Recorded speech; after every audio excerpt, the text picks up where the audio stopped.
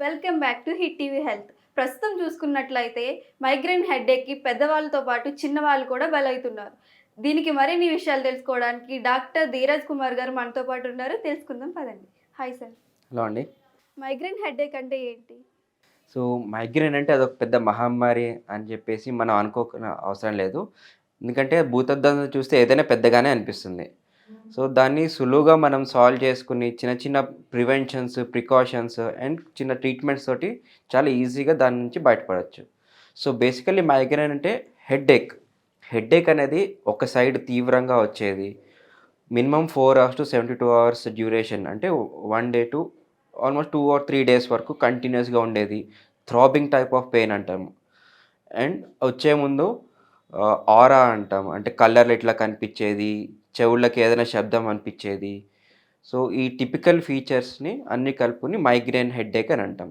So, ఇది ఇందులో structural damage ఏమి ఉండదు. అంటే బ్రెయిన్‌లో ఆహ్, ఉండాల్సిన డ్యామేజ్ పార్ట్ అయితే ఏముండదు. It is a functional disorder. అంటే ఓన్లీ పెయిన్ రిలేటెడ్ సింప్టమ్సే ఉంటాయి దీంట్లో. మైగ్రేన్ హెడేక్ అండ్ నార్మల్ హెడేక్కి డిఫరెన్స్ ఏంటి? మైగ్రేన్ హెడేక్‌లో టిపికల్ ట్రిగరింగ్ ఫ్యాక్టర్స్ ఉంటాయి. లైక్ చాలామందికి ఒక్కొక్కళ్ళకి ఒకలాగా అనిపిస్తుంది. కొంతమందికి చాక్లెట్స్ తింటే ఎక్కువ రావడము, కొంతమందికి ఎక్కువ బ్రైట్ వెలుతురున్నప్పుడు బయటకెళ్తే వాళ్ళకి హెడేక్ రావడము, కొంతమందికి ఐస్ క్రీమ్ తింటే రావడము, కొంతమందికి కాఫీ తాగితే రావడము, ఇంకొంతమందికి ఆల్కహాల్ తీసుకుంటే రావడం. ఇట్లాగా స్పెసిఫిక్‌గా ఫీచర్స్ ఉంటాయి. ఇట్లాగా అందరికీ వీటి వల్లే వస్తుందని కాదు గానీ, ఒక 10 మంది తీసుకున్నామనుకోండి, ఒక్కొక్కళ్ళకి ఒక సింప్టమ్, ఒక్కొక్క ప్రెసిపిటేటింగ్ ఫ్యాక్టర్ అంటాం. సో, వీటి వల్ల ట్రిగ్గర్ అవుతుంది. ఆ పెయిన్ కూడా టిపికల్‌గా వన్ సైడే వస్తుంది. 90% మందికి ఒక సైడ్. ఈ తల ఈ భాగమంతా ఇట్లాగా థ్రాబింగ్ టైప్ ఆఫ్ పెయిన్ అంటాం. ఒక 10% మందికి 2 సైడ్స్ కూడా వచ్చే ఛాన్స్ ఉంటుంది. అండ్ కంటిన్యూయస్‌గా ఉంటుందిది. ఆహ్, మంత్లీకి ఒక 4-5 ఎపిసోడ్స్ రావచ్చు. 14 ఎపిసోడ్స్ రావచ్చు. అండ్ మార్నింగ్ నుంచి నైట్ దాకా కూడా ఉండొచ్చు. నార్మల్ హెడ్‌ఏక్‌లో అనుకోండి, తల ఇలా పట్టుకోవడం జరుగుతుంది. ఒక స్పెసిఫిక్ పాయింట్ చూపించలేము. అండ్ కొంచెం పడుకున్నామనుకోండి, రిలాక్స్ అయ్యామనుకోండి, ఆర్ ప్రెస్పిరేటింగ్ ఫ్యాక్టర్స్ తీసామనుకోండి, ఆ హెడ్‌ఏక్ అనేది తగ్గిపోతుంది. హ్మ్. సో, టిపికల్‌గా చెప్పుకోవాలనుకుంటే వన్ సైడెడ్ హెడ్‌ఏక్. మెయిన్‌గా ఒక సైడ్ ఆఫ్ హెడ్ మొత్తం వచ్చేది. Throbbing type of pain. చాలా సివియర్ ఇంటెన్సిటీ ఉన్న పెయిన్. చీకటి నుంచి పారిపోవాలనిపించే టైప్. అండ్ శబ్దం నుంచి మనం బయటికెళ్ళిపోవాలనిపించే టైప్. ఈ స్పెసిఫిక్ సింప్టమ్స్ మైగ్రేన్‌లో ఉంటాయి. వేరే హెడ్‌ఏక్‌లో ఇవన్నీ కనిపించవు మనకి. మైగ్రేన్ హెడేక్ ఔరా అంటే ఏంటి?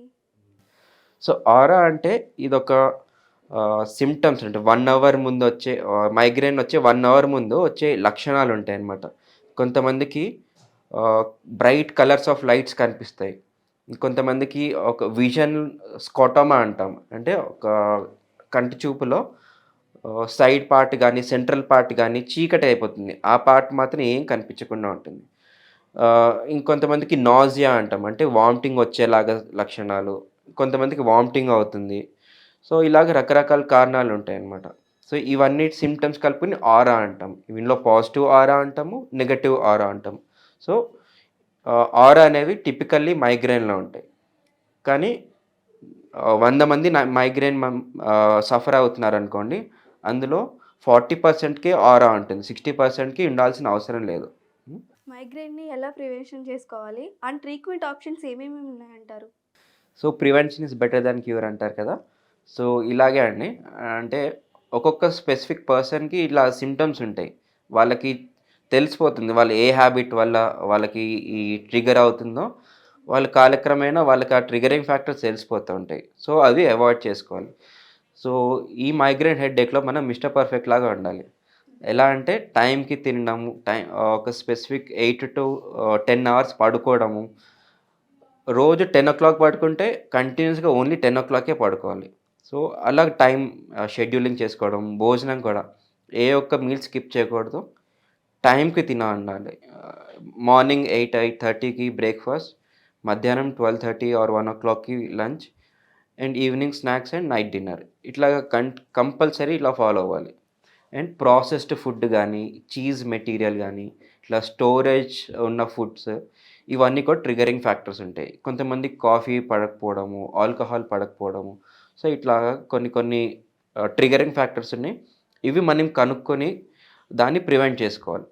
అండ్ దీంతోపాటు హెల్తీ లైఫ్ స్టైల్ హ్యాబిట్స్ ఉండాలి. లైక్ మంచి ప్రాణాయామం అంటాం, యోగా కానీ ఇట్లాగా బ్రీతింగ్ ఎక్సర్సైజెస్ వీటితోటి మంచి కంట్రోల్‌లో ఉంటుంది.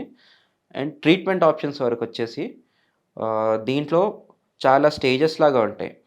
అంటే నెలకి 2, 3 ఎపిసోడ్స్ ఆఫ్ మైగ్రేన్ హెడేక్ వచ్చిందనుకోండి, వాటికి అబార్టివ్ థెరపీ అంటే ఆ టైంకే నొప్పి తగ్గించే మాత్రలుంటాయి. మైగ్రేనిల్ అని లేకపోతే పారాసిటమాల్ గానీ, డైక్లోఫెనాక్ ఇట్లాంటివి ఉంటాయి కదా! అవి ఆ రోజుకి యేసుకుంటే సరిపోతుంది. అది డ్యూరేషన్ బట్టి. కొంతమందికి మోర్ దాన్ 4-10 ఎపిసోడ్స్ వస్తుంటాయి. వాళ్ళకేం చేయాలంటే ప్రొఫైలాక్టిక్ మెడికేషన్స్ యేసుకుంటాం. డైలీ కొన్ని మెడిసిన్స్ ఉంటాయి. ఆ మెడిసిన్స్ ఏమవుతుందంటే ఈ ఫ్రీక్వెన్సీ ఆఫ్ ఎపిసోడ్స్‌ని తగ్గిస్తుంది. అంటే 10-15 వచ్చే ఎపిసోడ్స్‌ని 4-5 లాగా కుదిస్తుందనమాట. సో, ఇలా స్లోగా ఈ ఈ ప్రొఫైలాక్టిక్ మెడిసిన్స్ యేసుకోవాలి. అండ్ దీంతో పాటు సివియర్ ఎపిసోడ్ వచ్చినప్పుడు అబార్టివ్ మెడిసిన్స్ అంటాము. సో, అవి నేసల్ స్ప్రే ద్వారా ఉంటాయి. లేకపోతే ఓరల్ మెడికేషన్స్ లాగా ఉంటాయి. సో, అవి పేషెంట్స్ వాళ్ళ యొక్క హిస్టరీ బట్టి, వాళ్ళ యొక్క హెల్త్ ఫ్యాక్టర్స్ బట్టి మనము ఏ మెడిసిన్స్ వాళ్ళకేస్తే బావుంటుందనేసి డిసైడ్ చేసుకోవచ్చు. సో, ఇలాగ ట్రీట్మెంట్స్ ఉంటాయి. సార్ చూసుకున్నట్లయితే మెడిసిన్‌లో కాకుండా వేరే ఆల్టర్‌నేట్ ఆప్షన్స్ ఏమైనా ఉన్నాయా? సో, ఇప్పుడు మనం 21st సెంచరీలో ఉన్నాం కాబట్టి చాలా అప్‌గ్రేడ్ అండ్ అప్‌డేట్ అయిపోయాం. సో, చాలా అడ్వాన్స్డ్ ట్రీట్మెంట్స్ కూడా వచ్చాయి. సో, ఇందులో భాగంగా మనకి పేషెంట్ యొక్క లక్షణాలు ఎటువైపు నొప్పి ఉంటుంది, ముందు వైపు ఉంటుందా, వెనక వైపు ఉంటుందా, సో, ఈ టెరిటరీ పట్టుకొని ఏదైతే నరాలు సప్లై చేస్తుందో ఆ భాగంకి అవి స్కానింగ్ ద్వారా ఐడెంటిఫై చేసుకొని దాన్ని చిన్న చిన్న ఇంజెక్షన్స్ ద్వారా బ్లాక్ చేస్తారనమాట, మొద్దుబారుస్తారనమాట. సో, ఆ intensity and severity of pain చాలా మంచి రిలీఫ్ వస్తుంది. అండ్ రీసెంట్‌గా కొన్ని డివైసెస్ కూడా వచ్చాయి. సో, ఆ డివైసెస్ పెట్టామనుకోండి డైలీ ఎలక్ట్రోథెరపీ టైప్ డివైసెస్ ఉంటాయి. ఆ డివైసెస్ వల్ల కూడా ఆ intensity and duration of and severity of pain అవి కూడా తగ్గుతుంది. అండ్ లేటెస్ట్‌గా అయితే బోటాక్స్ ఇంజెక్షన్ అంటాము. చాలామంది కాస్మెటిక్‌గా వాడుకుంటారు కదా! సో, ఇందులో ఏం చేస్తామంటే ఆ మజిల్ బెల్లీ సప్లై ఏదైతే టెరిటరీ ఉంటుందో ఆ మజిల్ బెల్లీకి చిన్న చిన్న ఇంజెక్షన్ ఇన్సులిన్ చేసుకుంటాం కదా! అట్లాంటి సన్న ఇంజెక్షన్స్ తోటి బోటాక్స్ అంటే బాటిలియం టాక్సిక్ డ్రగ్ అదొకటి ఇంజెక్షన్ చేస్తాము.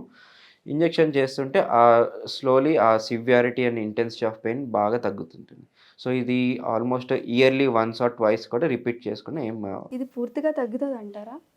సో, పూర్తిగా తగ్గడం అని కాదు గానీ, దాన్ని ప్రివెంట్ చేసుకోవాలి.